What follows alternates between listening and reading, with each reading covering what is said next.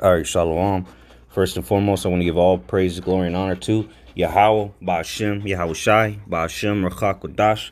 Double honors to the elder apostles of Great Millstone. And salutation and much love to you. I came out there pushing out this word and truth and sincerity. And just want to do a quick video, Lord's willing, it's edifying. Just going into, how it's the time for the tables to be turned, so to say, all right, concerning the captivity of Israel, all right, Yasharala, the so-called Negroes, Latinos, and Native Americans, all right, because we have had to go through, the horrible, oppression, just horrendous acts was committed upon us, and now it's time for the heathen, all right, beginning with Esau, Edom, to go through captivity, all right, as it was done to us, is going to be done double unto them. So let's just go ahead and start in Jeremiah 50 and 33, and it says, "Thus saith Yahweh of hosts, the children of Israel and the children of Judah were oppressed together, and they and all that took them captives held them fast. They refused to let them go." All right, so here it is. This is the captivity that is oppressed together. It's talking about here in America. Okay, this modern day oppression that's being committed upon us. All right, because in the ancient Babylon, the northern kingdom was already gone.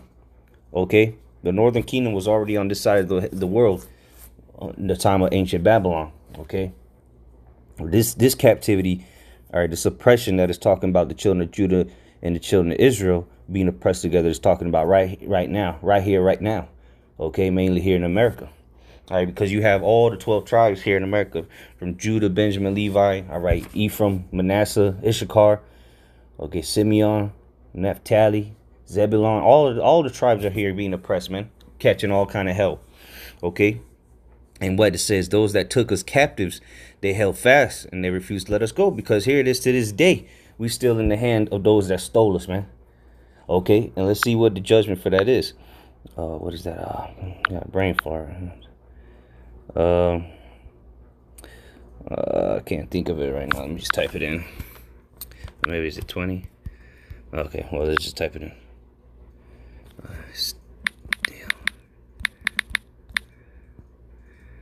21. I was there, yeah. Okay, here it is. It is Exodus 21 and 16. It says, "And he that stealeth a man and selleth him, or if he be found in his hand," which we still are to this day, all right, they refuse to let us go. It says, "He shall surely be put to death." So guess what? The judgment for selling us, stealing us, all right, and then to this day, still being in your captivity, still being under your oppression, the judgment is a death. All right, the punishment is death. All right, and guess what? There's a thing called reincarnation. So if you do get put down like a rabid dog, you're gonna come back and you're gonna wake up, be born into captivity. All right, because now is the time. Because that was actually part of the curses pursuing the Deuteronomy 28. All right, how we would be in going to the want of our enemies for all things. You just go into them curses, and pretty much is talking about our a lot of those verses is talking about our oppression, man, our captivity. And now and since those were the curses, some of the curses, now it's time for to be put onto the heathen. Okay, this is Deuteronomy 30 and 7. In Yahweh thy power will put all these curses upon thine enemies, and on them that hate thee, which persecuted thee. All right, there you go. Now it's time for our enemies to go through what we had to go through, all the oppression, all right, the captivity, all right, you shall build a house and not dwell in it, plant vineyards and not reap the fruit thereof, all the curses is going to be put on them, and it's going to be through the way of captivity, man, all right, through the way of oppression. They're going to be righteously oppressed, though. We're not going to do wicked acts upon them while we have them in captivity. We're going to do it according to the scriptures, according to the Bible, all right, according to the words of Yahweh Bashim Yahushai. Okay, so there will be captivity in the kingdom of heaven, but it's going to be a righteous kingdom. It's going to be a righteous captivity. Okay, and ultimately, after 1,000 years, after we get rid of Esau, the problem, all right, the cancer of the earth, then the nations, they're still going to be in tribute and subjection under us. Okay, but they're going to be good, because we're going to be righteous rulers. Okay, Esau, he's an unrighteous ruler. Okay, a wicked ruler. But we're going to be righteous rulers, and the other nations, they're going to rejoice. You know, there is going to be a point in time where they're going to be good, even though they'll still be under us, you know, in captivity, so to say. But it's going to be, you know, they're going to be good because we're going to, the earth is going to be at peace. Okay. This is second Ezra's, the second Ezra's 15.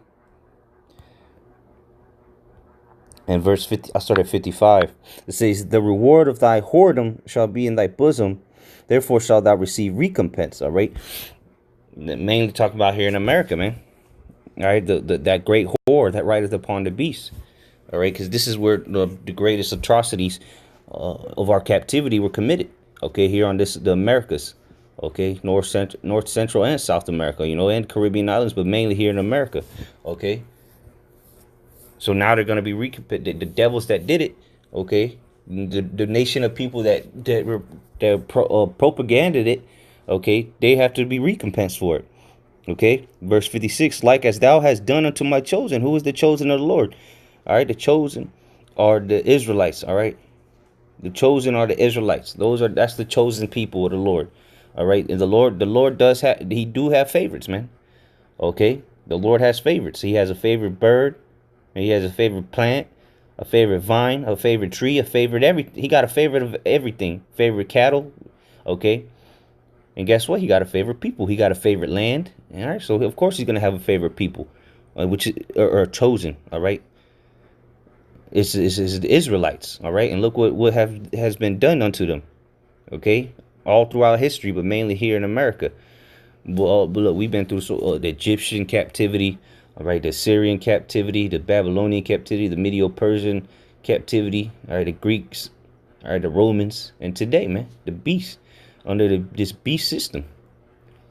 All right, says, like as thou hast done unto my chosen, saith the Lord, even so shall the Most High do unto thee, and shall deliver thee into mischief. Hey, there you go, man. So the Lord's going to do the same unto you now. Like we just read in Deuteronomy 30 and 7. That the curses are going to be put upon our enemies. It's your time to go through the affliction that was brought upon us.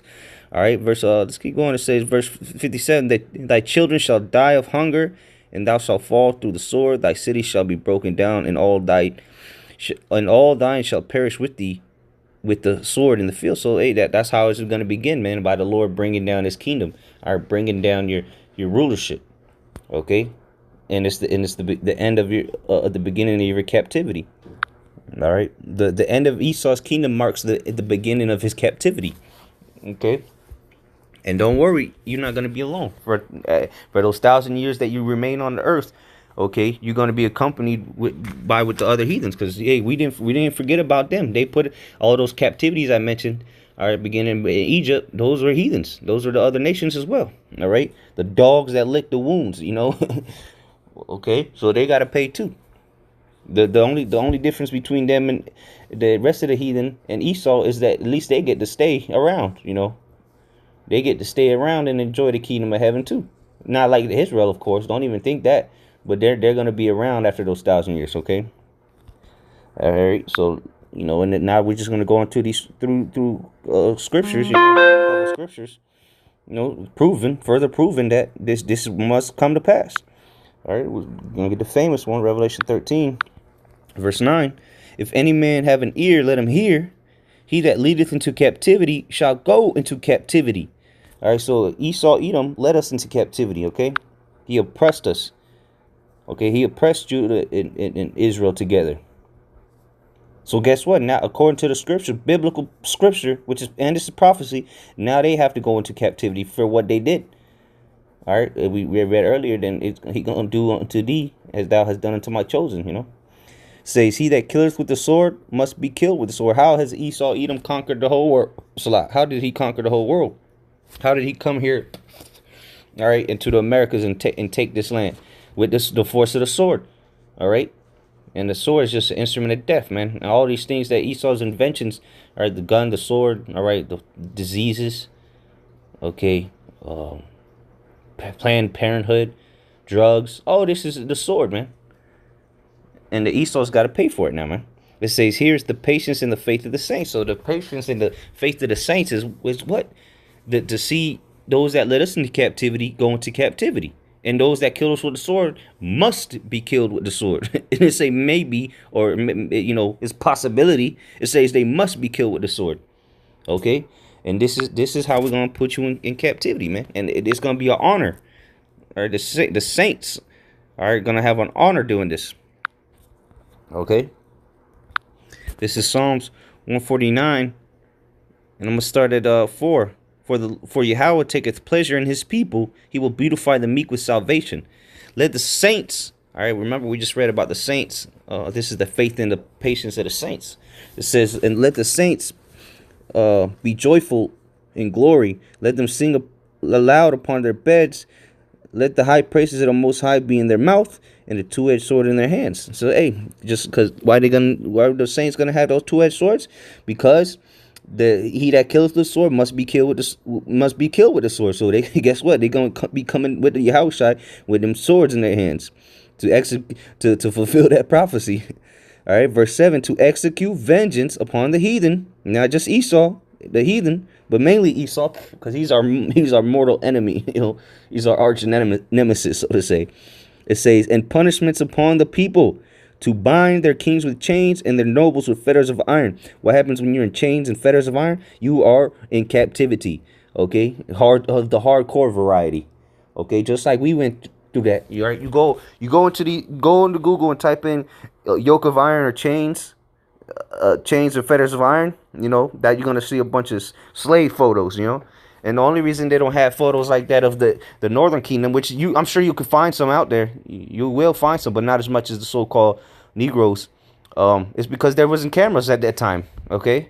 But you best believe they were chaining the Northern Kingdom up too, putting fetters of iron on them, yokes of iron, shackling them up, chaining them up, It says, verse 9, to execute upon them the judgment written. This honor have all his saints. Praise you, Yahweh. All right? Praise you, Yahweh Bashim Shai, man. Because this is going to be an honor to execute this judgment. And guess what the judgment written? We've been reading it. That's the judgment. Okay, so we'll go ahead and finish off on this. Isaiah 14. I'll start at 1. Isaiah 14:1. For Yahweh will have mercy on Jacob, and will yet choose Israel, and set them in their own land, and the strangers shall be joined with them, and they shall cleave to the house of Jacob. Talking about the Israelite foreigners, all right? That's those strangers are Israelites, okay? Don't get that twisted. Here's the point though, verse 2. And the people shall take them and bring them to their place, and the house of Israel shall possess them. What if you're a possession? You are a slave. All right, you're in captivity. You're being oppressed. It says, and the house of Israel shall possess them in the land of Yahweh for servants and handmaids, and they shall take them captives, whose captives they were, and they shall rule over their oppressors. So the people that are oppressing us right now, we're gonna rule over them in righteousness. Okay, but you best believe it's gonna be hardcore labor, man. It's gonna be rigorous, continual employment. Okay, whips on your back, chains and fetters of iron. We reading it out the Bible, man. This is what's coming in the kingdom of heaven. All right, because the kingdom of heaven is for the Israelites. All right, that's who it's our turn to rule in righteousness under Yahweh Bashim Yahushai. All right, we get to enjoy the planet now, while you all get to build our kingdom up and be in servitude under us. Like I said, we're gonna take them captive, whose captives they were. So like I started our lesson out with, it's gonna be a changing of things. All right, turning the tables around. All right, flipping things back upright.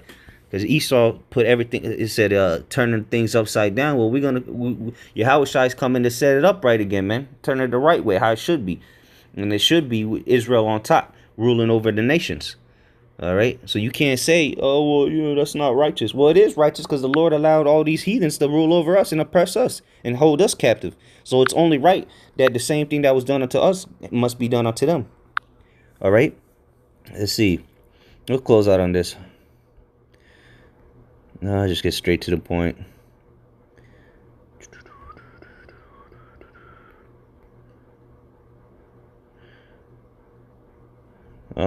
What was I looking for? Okay, here it is. Obadiah 1:15. It says, for the day of Yahweh is near upon all the heathen. As thou hast done, it shall be done unto thee. Thy reward shall return upon thine own head. There you go. To all the heathen, man. All right, it's going to be done unto them. What? That's slavery. Okay. Well, let's keep reading. It says, for as ye have drunk upon my holy mountain, so shall the heathen drink continually. What do we have to drink? We had to drink the cup of affliction, the cup of adversity, the cup of slavery, all right, oppression, captivity. Now the heathen are going to drink of that continually. It says, yea, they shall drink, and they shall swallow down, and they shall be as though they had not been. There you go. There's not going to be no remembrance of any of these kingdoms, these wicked empires, man. All right, there ain't going to be no, you know, we're going to have to remind people of it. All right, the elect, you know, because we're going to, Lord's will, I'll be part of that number.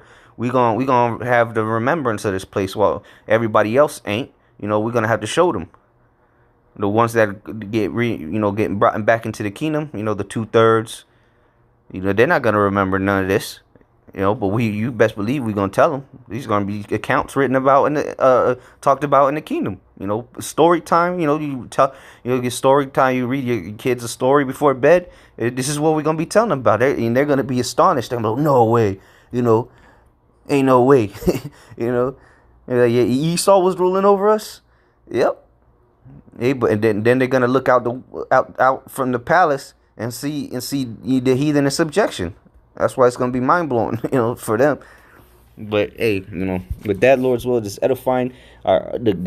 Keep the patience, brothers, because, hey, the kingdom is nigh, and the captivity for the heathens is nigh. With that, shalom.